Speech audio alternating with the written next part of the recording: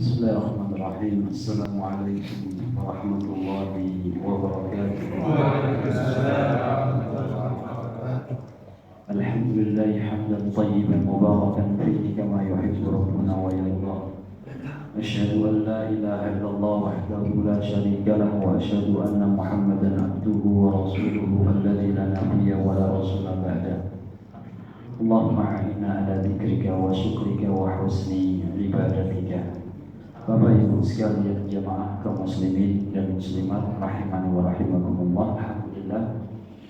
Alhamdulillah tidak bosan kita memuji dan selalu bersyukur kepada Allah atas kemudahan yang Allah berikan kepada kita di malam yang ke-22 ini. Allah masih berikan kesehatan kepada kita untuk bisa menaikkan satu ibadah, yaitu qiyamu Ramadan. Setelah kita menunaikan salat bisa secara berjamaah, mudah-mudahan apa yang kita lakukan adalah apa yang disebutkan oleh Rasul sallallahu alaihi wasallam, man qama ramadhana imanan wa ihtisaban ghufira lahu ma taqaddama min dhanbi.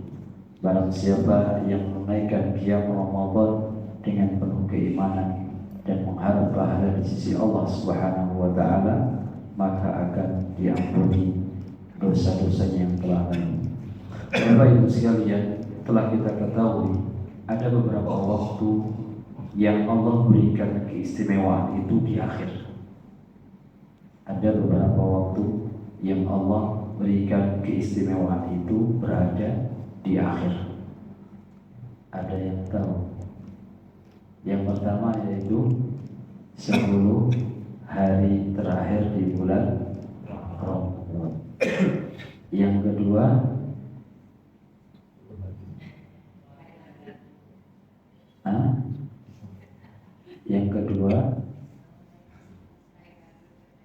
Lailatul Qadar. Apa itu? Waktu. Jadi ada waktu-waktu istimewa yang Allah letakkan itu di akhirnya. Yang pertama apa tadi? 10 hari terakhir di bulan Ramadan. Yang kedua yaitu di akhir malam. Waktu keberapa? Sepertiga malam ya. Sepertiga akhir malam itu juga adalah waktu istimewa yang Allah berikan kepada kita. Yang keempat atau yang ketiga yaitu waktu setelah asar di hari Jumat, ya. Jadi waktu akhir di hari Jumat itu termasuk waktu yang istimewa, yang ketika seseorang berdoa kepada Allah diharapkan doanya itu dikabulkan oleh Allah Subhanahu wa taala. Dan yang terakhir adalah kapan? Yaitu di hari Arafah. Tanggal berapa? Tanggal 9. Di akhir waktu hari Arafah. Jadi kalau melihat orang-orang yang sedang wukuf di Arafah, apa yang mereka lakukan? Berdoa. Sampai saya mendapati itu ada jamaah yang pakai mikrofon. Iya, berdoa, labbaik Allahumma labbaik, labbaik la syarika laka labbaik, ya, bertalbiyah keras-kerasan. Mereka mengira pikirannya Allah itu nggak dengar. Ada sebagian, ya ini mengganggu itu namanya ya. Alhamdulillah bukan orang Indonesia saja.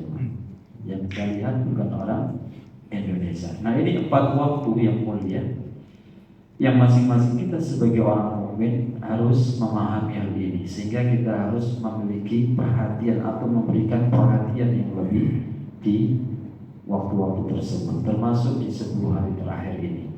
Kita tahu bagaimana ada 2 riwayat yang disampaikan oleh Aisyah radhiyallahu taala anha, bahwa beliau mengatakan karena Rasulullah sallallahu alaihi wasallam yajtahidu fi asril awakhir ma la yajtahidu fi ghairihi. Jadi Aisyah mengatakan Rasulullah SAW itu bersungguh-sungguh yang melebihi kesungguhan beliau, yaitu bersungguh-sungguh di 10 10 hari terakhir yang kesungguhan beliau itu melebihi dari waktu-waktu yang lain.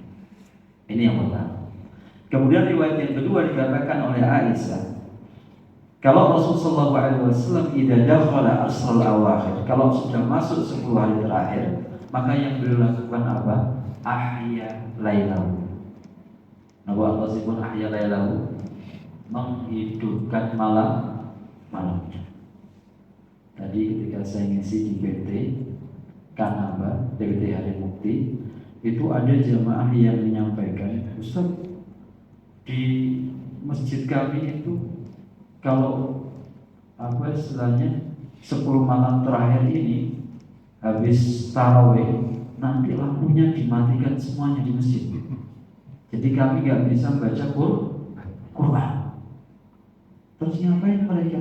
Mereka sholat sendiri-sendiri, zikir dan seterusnya. Dan lampu itu baru dinyalakan setelah jam 12 malam. Masya Allah. Gimana solusinya jemaah? Saya bilang bawa lampu HP ya. Kalau memang nggak bisa, ya kita sampaikan bahwasanya itu nggak ada apa ya, nggak ada tuntunannya, nggak harus dimatikan lampunya jemaah, enggak, dihidupkan. Nabi mengatakan ahya lailahu, hidupkan malamnya, berarti melakukan apa? Ibadah. Melakukan ketaatan kepada Allah dan rangkaian ibadah di 10 hari terakhir ini banyak. Di antaranya adalah apa? Tilawatul Quran. Nah sekarang kalau baca Al-Quran nggak punya hafalan, bisa nggak lampunya dimatikan? Nggak bisa. Kecuali orang-orang yang mohon maaf buta. Mereka menggunakan Al-Quran apa namanya? Iya. Tinggal meraba-raba sudah tahu. Jadi dihidupkan. Nah ini teladan kita. Kemudian wa'aiqadha ahlahu, dan beliau membangunkan keluarganya. Nah enggak mengapa jenengan yang punya, yang dulu misalkan yang bangun duluan itu adalah suaminya, ya, atau suaminya sudah di masjid lebih dahuluan, kemudian istrinya mungkin istirahat habis bekerja dan seterusnya, maka di malam hari upayakan ada waktu-waktu yang jenengan itu hidup, ya, yang biasanya mungkin bangun jam 3, kalau bisa diupayakan jam 1 sudah bangun, jam 12 sudah bangun, setengah 2 sudah bangun, dan seterusnya. Jangan sampai sisa-sisa waktu terakhir yang pahalanya itu lebih besar dibandingkan malam pertama, malam kedua, atau 10 malam pertama dan 10 malam kedua. Makanya ini apa istilahnya, menjelang finish ini, di hari-hari akhir ini tingkatkan kembali volume kita di dalam beribadah kepada Allah Subhanahu wa taala. Kemudian Aisyah mengatakan wajadda, dan Nabi sallallahu alaihi wasallam bersungguh-sungguh, wa shadda mizarahu, dan beliau mengencangkan ikatan pinggangnya. Jadi kan sudah punya ikat pinggang direct? Makin cengkeh makin ya. Ini bahasa kinayah ya, kinayah itu kiasan. Jadi kiasan maksudnya apa? Para ulama menjelaskan bahwasanya volume ibadahnya itu ditingkatkan kembali. Bukan berarti dengan datang ke mana? Ke masjid bawa ikat pinggang satu, enggak. Ya, maksudnya dikuatkan volume ibadahnya. Iya, ditingkatkan kembali. Datang ke masjid untuk baca Al-Quran, yang belum khatam berupaya untuk menghatamkan, kemudian berzikir, kalau lelah ambil air wudhu, sholat pagi. Subhanallah. Harapannya apa jemaah? Kita mendapatkan Lailatul Qadar. Ya, itu yang diharapkan oleh Rasulullah SAW. Makanya Rasulullah SAW pernah iktikaf di 10 hari malam yang pertama. Ya. Ternyata beliau tidak mendapatkan Lailatul Qadar. Kemudian beliau beriktikaf di 10 hari yang kedua. Ya, beliau juga tidak mendapatkan Lailatul Qadar. Kemudian beliau beriktikaf di 10 hari yang terakhir. Maka di situ beliau mendapatkan Lailatul Qadar, sehingga beliau dawamkan, beliau continue, ajak untuk melakukan iktikaf di 10 hari terakhir. Ahibati fiddin, bukankah di 10 hari terakhir ada apa? Lailatul Qadar. Dan Lailatul Qadar memiliki apa? Keistimewaan. Di antara keistimewaan disebutkan oleh para ulama, waqad khassallahu ta'ala hadhihi al-laila bi khasa'isa. Dan Allah Subhanahu wa taala telah memberikan kekhususan, keistimewaan pada malam Lailatul Qadar dengan beberapa keistimewaan. Yang pertama, minha annahu nazala fihi al-Qur'an. Malam Lailatul Qadar adalah malam diturunkannya Al-Qur'an. Iya. Malam Lailatul Qadar adalah malam diturunkannya Al-Qur'an, sebagaimana dikatakan oleh Ibnu Abbas, wa ghairuhu anzalallahu al-Qur'an jumlatan wahidah. Allah turunkan Al-Qur'an itu sekaligus, kata sahabat Abdullah bin Abbas, minal lauhil mahfuz ila baitil izzah minas sama'id dunya, yaitu dari lauhul mahfuz kemudian dipindah ke baitul izzah, yaitu rumah kemuliaan, minas sama'id dunya, dari langit bumi atau dunia. Tsumma nazala mufassalan, kemudian setelah itu Al-Qur'an diturunkan secara apa? Berangsur-angsur, bihasabil waqa'i, bergantung pada peristiwa atau kejadian, fi salasin wa isrina sanatan, yaitu selama 23 tahun. Ya, 23 tahun. Diturunkan kepada siapa? Rasul sallallahu alaihi wasallam. Kemudian kekhususan yang kedua disebutkan, wasafaha bi annaha khairun min alfi sahrin, bahwasanya Lailatul Qadar keistimewaannya itu lebih baik daripada berapa? 1000 bulan, yang setara dengan 83 tahun lebih. Bayangkan, jenengan sholat di malam tersebut, ketika jenengan mendapatkan Lailatul Qadar, dan kita harus yakin bahwasanya ketika kita menghidupkan malam-malam ganjil, ya, malam-malam ganjil, yaitu 21, 23, 2, 5, 2, 7, 2, 9, dari ba'da isya sampai subuh, insya Allah kita akan mendapatkan Lailatul Qadar.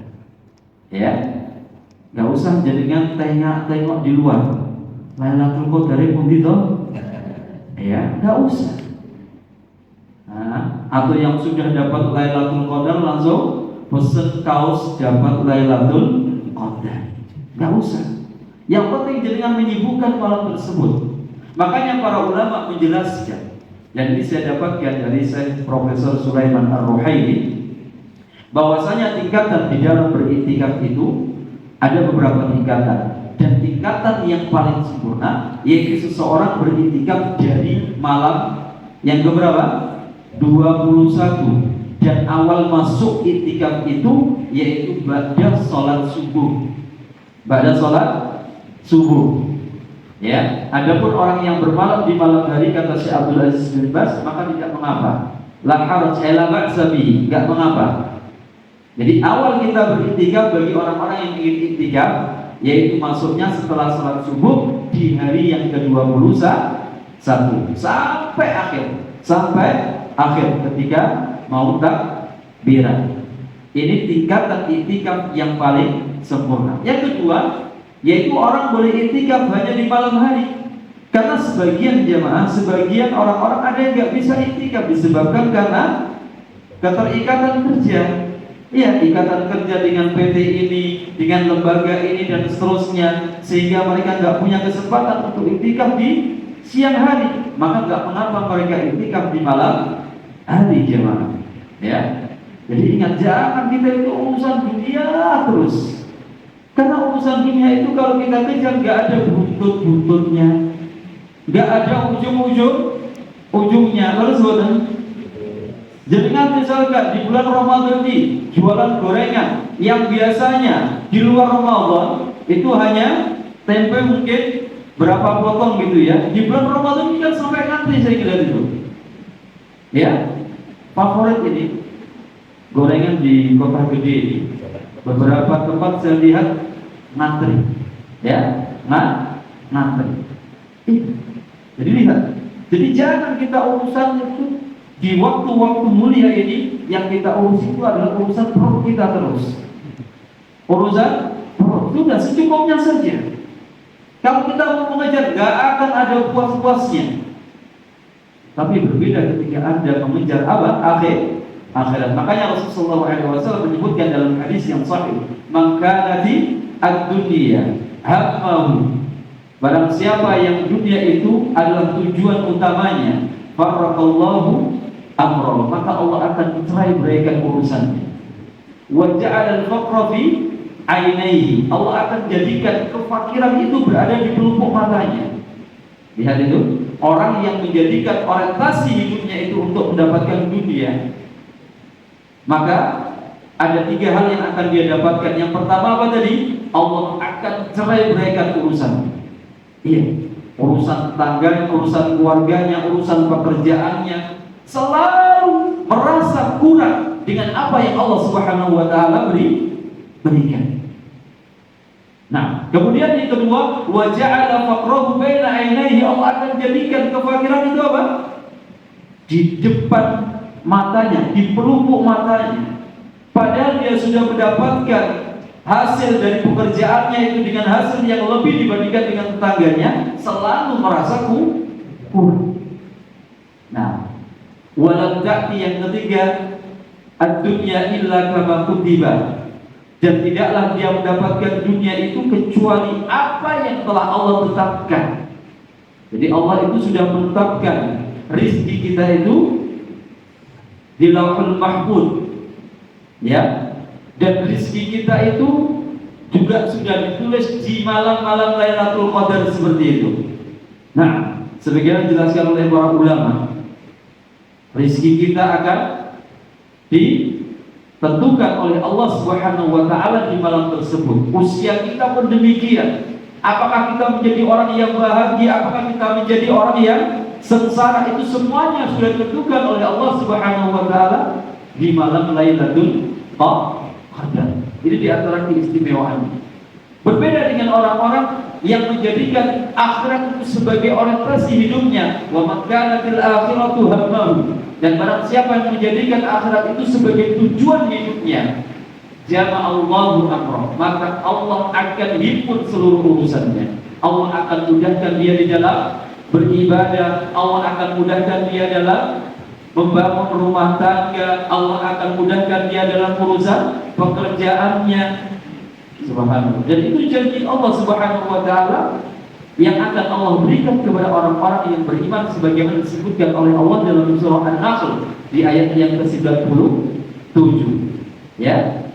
Man 'amila shalihan min dzakarin aw unsa, ya, wa huwa mu'min falanuhyiyannahu hayatan thayyibah wa lanajziyannahum ajrahum bi ahsani ma kanu ya'malun. Barang siapa yang beramal saleh dari kalangan laki-laki dan perempuan, dan dia dalam keadaan beriman kepada Allah Subhanahu wa taala, maka Allah akan berikan kehidupan dengan kehidupan yang baik, dan Allah akan berikan balasan dengan balasan yang lebih baik dari apa yang mereka kerjakan. Para ulama tafsir menyebutkan makna wala nuhyiyannahu hayatan thayyibatan, di antaranya Allah akan berikan apa? Sifat qanaah kepada orang-orang yang beriman. Napa niku qanaah? Napa niku qanaah? Nerimo. Menerima apa yang diberikan kepadanya. Maka nanti kalau seandainya suami jenengan menjelang hari raya kok belum dibelanjakan makanan peluputan, harus neri. Nah, jurusnya nanti surah An-Nahl ayat 97. Ya, terus ustadz kengken nopo? Qanaah. Kalau seandainya belum dibelikan baju baru juga harus qanaah. Ya, enggak apa-apa, enggak punya baju baru enggak apa-apa, yang penting tetangga masih ada, ya. Boleh pinjam boten? Boleh, masya Allah. Bagus, baik-baik ya orang sini, ya. Nah. Jadi jamaah yang dimuliakan oleh Allah Subhanahu wa taala, ini diantara keistimewaan apa? Malam Lailatul Qadar. Kemudian disebutkan juga annaha tanzilu fihil malaikah. Bahwasanya di malam Lailatul Qadar ini akan turun malaikat-malaikat Allah Subhanahu wa taala. Dan ingat, malaikat-malaikat Allah itu ternyata mereka itu hanya turun disebabkan karena ada keberkahan di waktu tersebut. Karena ada rahmat dari Allah Subhanahu wa taala di waktu tersebut. Di antaranya apa? Mereka akan turun di malam Lailatul Qadar. Termasuk malaikat-malaikat Allah itu akan turun mendekati orang-orang yang membaca Al-Qur'an. Ya, membaca Al-Qur'an. Kemudian malaikat-malaikat Allah pun akan turun di majlis-majlis ilmu seperti ini. Jadi mereka itu menyukai apa? Tempat-tempat yang baik. Kemudian di antara khasais sifat ya daripada malam Lailatul Qadar, bahwasanya dia disifati sebagai malam yang penuh dengan keberkahan. Ya, malam Lailatul Qadar juga disifati sebagai malam salam, yaitu keselamatan dari siksa Allah Subhanahu wa taala. Artinya orang yang mendapatkan malam Lailatul Qadar, maka dia akan mendapatkan keselamatan dari siksanya Allah Subhanahu wa taala.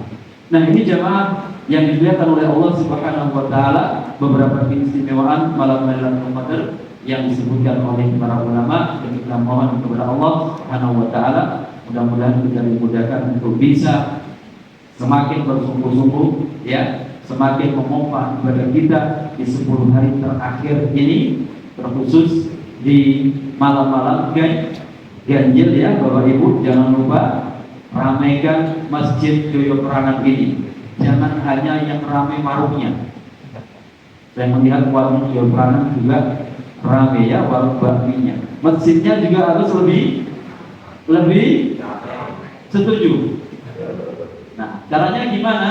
Ya, bawa bakminya ke sini. Nanti ya ramai. Ya. Baik, ini dulu materi yang bisa saya sampaikan, dan ini mungkin malam terakhir saya bisa menyampaikan karena di Rabu yang akan datang saya sudah tidak bisa, saya harus safar ya ke Bekasi karena ada tugas di sana. Jadi mohon maaf atas segala khilaf, yang benar ini semata dari Allah, yang salah dari saya, dan mudah-mudahan kita bisa dipertemukan di lain waktu. Dan saya berdoakan mudah-mudahan masjid ini selalu ramai, bukan hanya ramai di bulan Ramadan, tetapi ingat Allah itu tidak di bulan Ramadan saja. Allah juga kita temukan di bulan Syawal ya. Allah nanti ada nggak di bulan Syawal? Ada, sampai jenengan berganti berapa puluh keturunan Allah tetap ada. Allah itu maha hidup. Demikian Allah taala alam. Sallallahu ala nabi Muhammad wa akhiru da'wana alhamdulillahi alamin. Wassalamualaikum warahmatullahi wabarakatuh.